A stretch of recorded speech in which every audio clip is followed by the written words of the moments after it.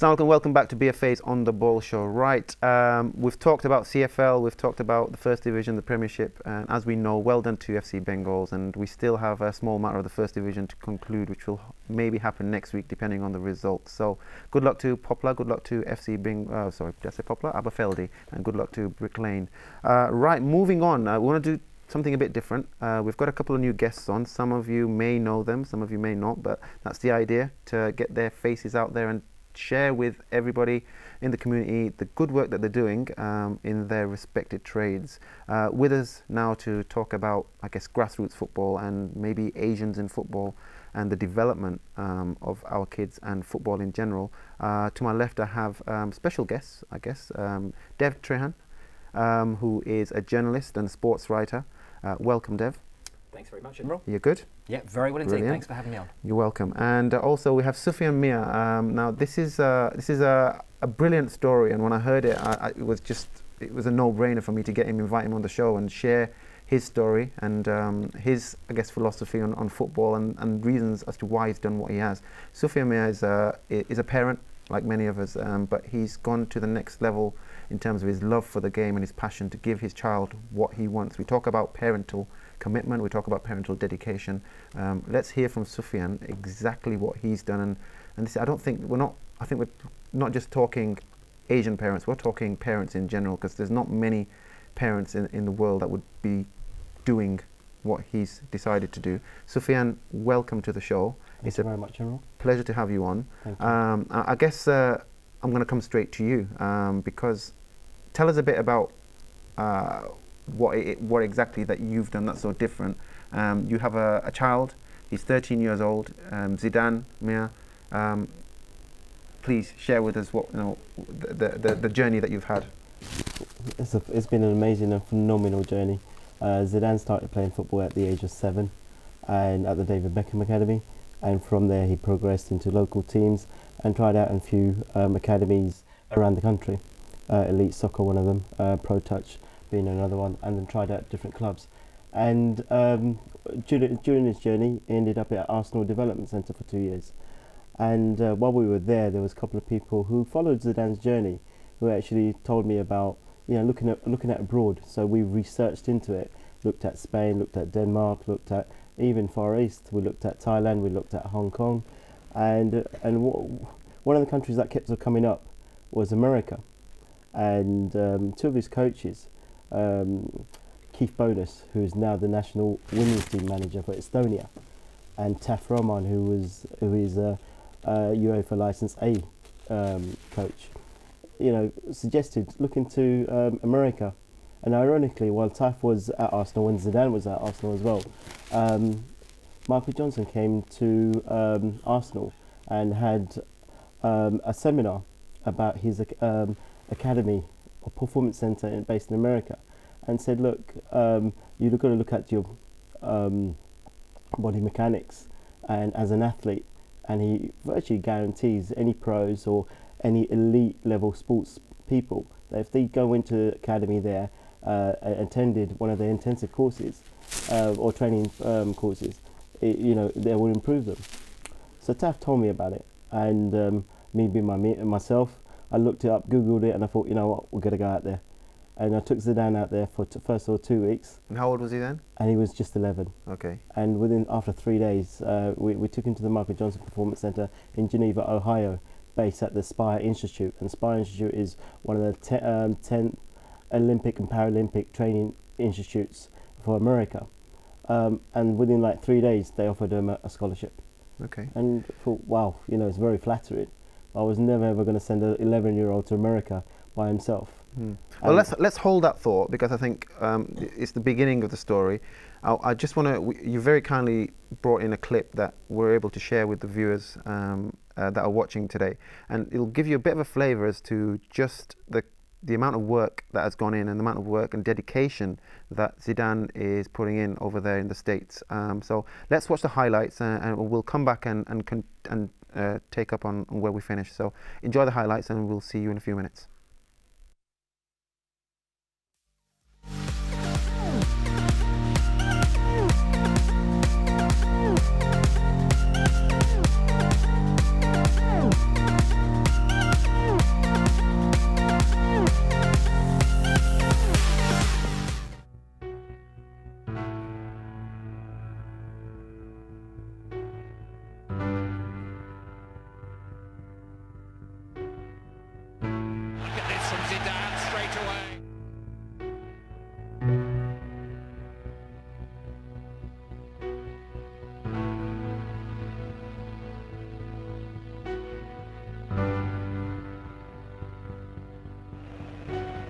mystical Zidane.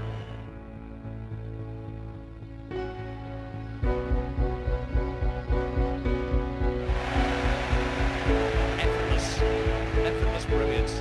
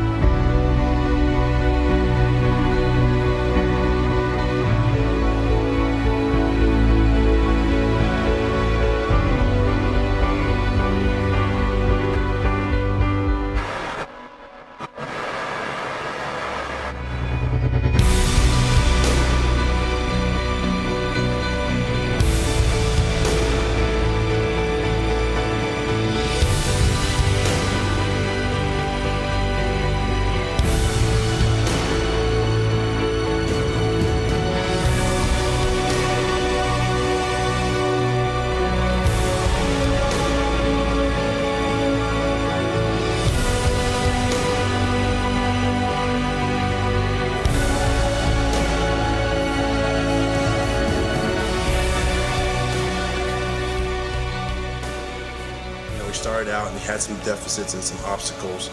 But the way he overcomes these things and it doesn't get down, he fights through and he's persevering through some of these issues that he's had. That's going to help him not just in sport, but also in life, in life, in life, in life, in life, in life.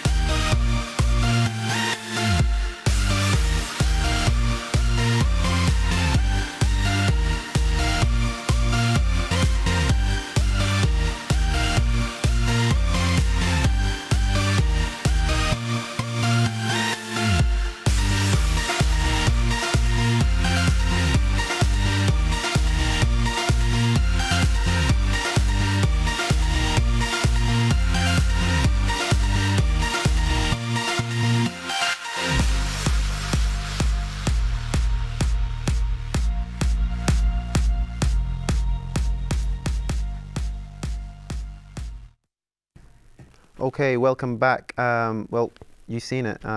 Some of that, I guess, some of that clip was very, very powerful. I think the music always helps, and the American accent, as we were just saying off air, it makes all the difference. I love it.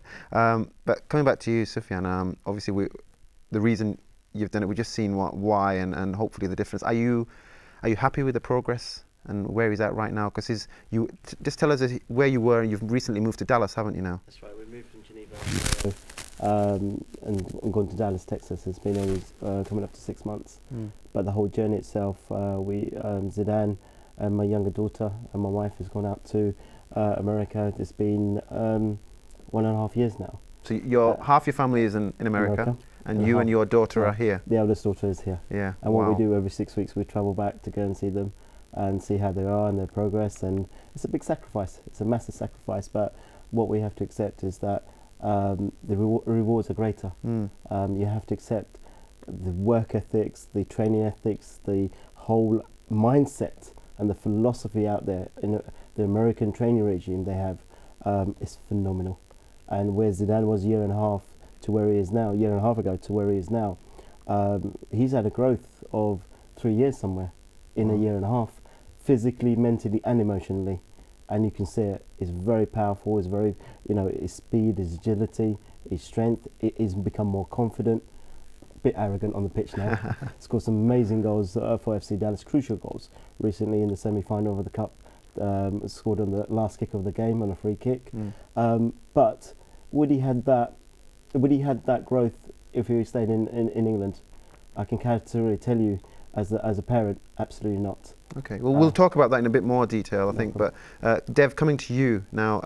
Obviously, we've met recently, and in terms of your background, you're a sports writer. Tell us a bit about how you got into it, and where, and the journey that obviously Sufyan and Sufyan's family have had, and how that kind of fits in, and what you think of it, and what your perceptions are of that. Well, I think my journey, first of all, is rather unconventional. It's not the typical journey I think a sports writer would have. I graduated many moons ago. I went into a different industry. I went into the travel industry, the hotel business. But there was something that was still eating away at me. Something that I just felt was completely unfulfilled in my life. And I'd always wanted to be a radio commentator since I was very young. And I was always told to be quiet when I was growing up, because I'd always give my own version of commentary over football matches and tennis matches and things like that. But eventually I sort of got to the stage in my life where I was just always asking myself why, what if, what might have been. And so I retrained. I did a postgraduate course, an MA in sports journalism, and that was only in the last 2 or 3 years, and I've been a journalist since then. So what kind of, in terms of just people out there, the kind of people you've been working for and with, Sky, I'm assuming is yeah, one of absolutely. your... Yeah. So I'm a freelance sports journalist. Yeah. A lot of my work is for Sky Sports. I also do some stuff for Asians UK magazine, a lot of regional newspapers as well. I live in Finchley, so the Finchley Press is a newspaper that I write for, the Harrow Observer, etc. So I mean, it's been a fantastic journey. I'm still very much on that journey, and I've had some great opportunities along the way. But I think my advice to anybody who aspires to go into sports journalism is just to never give up, and to give it 101%. I always tell people, it's not my job. It's what I do, and I live that life every single day, 7 days a week. I work 100 hours a week plus each and every week without fail. Blimey. Right. Blimey. Well, we talk about commitment, and I know obviously you've heard the story where Sufyan's you've known Sufyan for nearly 2 years now. So so in terms of Asians in football, this is a whole new level, isn't it? In terms of commitment. And have you heard anything like this? Like I said, not just Asians football, but just parents in general to do something like this for their child. It's very rarely done. I have never come across anyone who has been prepared to see their family effectively split in half. So Sufyan lives with one of his daughters here in England, while his wife and Zidane and his youngest daughter are all living in America. And to think that he's prepared to do everything he possibly can to give his son the best chance of making it as a professional. I mean, I'm completely in awe of what he's done and what he's doing and what he continues to do. Yeah, well, we've still got Shaquille with us. Shaquille, from your perspective, obviously, with being a young man is passionate about his football, but now has moved on, you're married and blah, blah, blah, and, you know, so the next step is hopefully a family, inshallah, and all being well. But when you hear stories like this, and have you ever heard of anything like this? I mean, this is a unique story. I mean, we call him Sufyan now, but in the future, hopefully, we'll just be calling him Zidane's dad.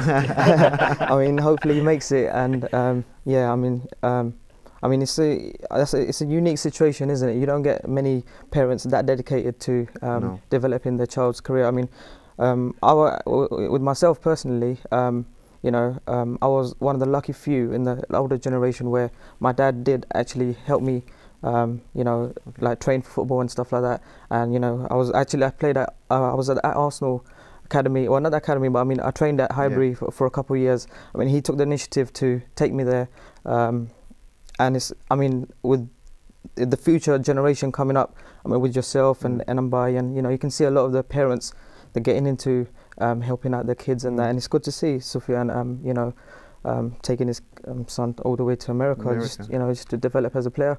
Brilliant. Okay, well, we've got our first call of the evening. Let's just see who it is. I think it might be someone by the name of Shuel. Assalamu alaikum, welcome to BFA's On The Ball. What would you like to say? Hello? Hello? Hi, assalamu alaikum, welcome to BFA's On The Ball show. You're live in the studio. What would you like to say? My name is Masood. I'm calling from Chizala. So I just want to know from Brother Sufyan. Yep. His son been trained in England and he's training in America at the moment. So the people in England are trying to make their son as a footballer. What's the big difference between achieving his goal in America and achieving, like, the difference between, like, training-wise or, like, one-to-one assessment? what's the advantage he's getting in America and Fair why point. he's not getting in England? Yeah, good question. No, I was going to come on to ask him that. So you've preempted me. So very good question. So yeah, Sufyan, questions to you. Why America and not the UK? I know you've already touched on it, but you have to actually see it and experience it for yourself. The whole training philosophy. They actually, one of the thoughts they have as a footballer, before you even got a football at your feet, is your body mechanics correct? Is your diet correct? As an athlete, are you strong enough? Is your speed correct? And this is one of the growth area that we've looked at Zidane. Zidane, if you watch Zidane play, is very technically gifted, but the other attributes that you need as a footballer, speed, agility, strength, the mental conditioning, those all come in as a package, and we've got that in America, which we didn't get here. Technically, give him a ball and tell him to hit a crossbar and he'll do it 8 times out of 10. But is he faster, or is he quick enough as the other players? And us as Bengalis, we haven't got the genetics from our ancestors, all those kind of attributes. So we're not privileged enough in that sense, and this is the area that we concentrate on. And if you look at, just looking at the photos of Zidane a year and a half ago, to comparison to what he is now, as I said, Imro, at the beginning, Zidane's all of a sudden in a year and a half has had a growth of 3 years. Wow. And that's physically, mentally, and emotionally, and he's become a matured young man at the age of 13, and it's actually made him more determined and more focused, and say, look, I want this.